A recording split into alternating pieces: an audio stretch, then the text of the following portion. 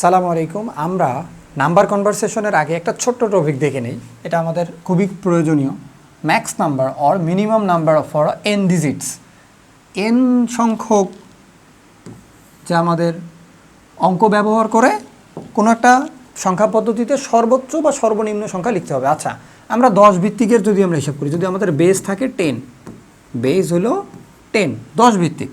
এই 10 ভিত্তিক সংখ্যা পদ্ধতিতে যদি আমরা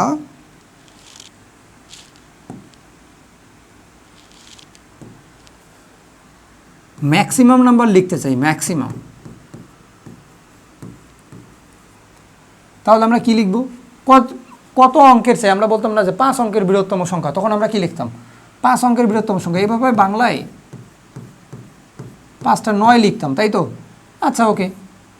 তাহলে যদি n এর মান 5 হয়, n = 5, তাহলে তুমি 5 বার 9 লিখতেছো। এটা হচ্ছে 5 অঙ্কের বৃহত্তম সংখ্যা, তাই তো? ক্ষুদ্রতম সংখ্যার ক্ষেত্রে আমরা কি লিখি? প্রথমটাকে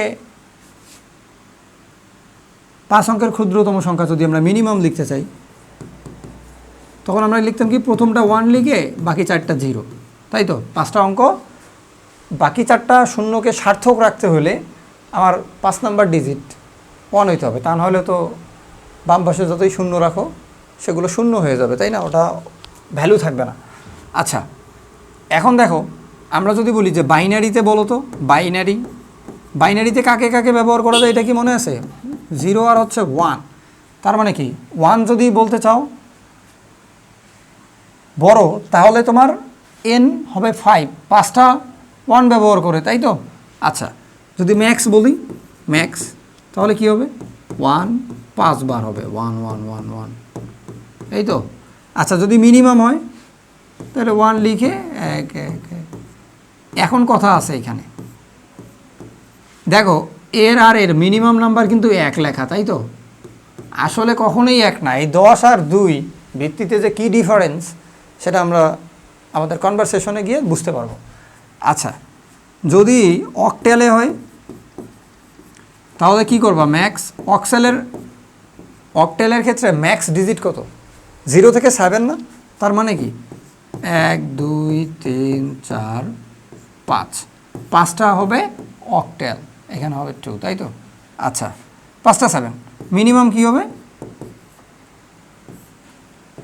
ওকে, মিনিমাম হবে 1 0 0 0 0 অক্টেল।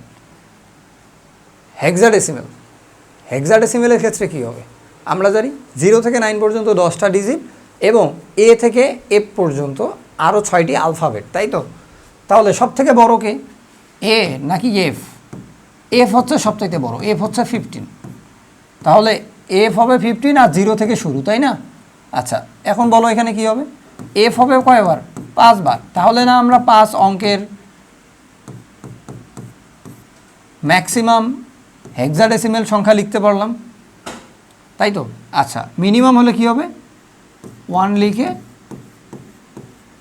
কারণ এখানেও তো সব থেকে ছোট হচ্ছে 0, তাই তুমি 5টা 0 দিলে তো 0 হয়ে গেল। 5 অঙ্কের তো 0 হলো না, 0টা তো 1 অঙ্কের, তাই না? তাহলে 5টা অঙ্ক ঠিক রাখতে হবে, অর্থাৎ ভ্যালিড রাখতে হবে, তাহলে 5 নম্বর ডিজিটটা হবে 1। এটা 16 লিখো। এখন আমার কথা হচ্ছে যে মিনিমাম সংখ্যা সবার আমাদের দৃষ্টিতে 1 মনে হইতেছে না মিনিমামটা? কারণ 1-এর পর 4টা শূন্য, তাই বলে কি এরা সবাই সমান? কখনোই সমান নয়। কিভাবে না? তোমরা কনভারসেশনের মাধ্যমে সেটা প্রুফ করতে পারবে। আসো।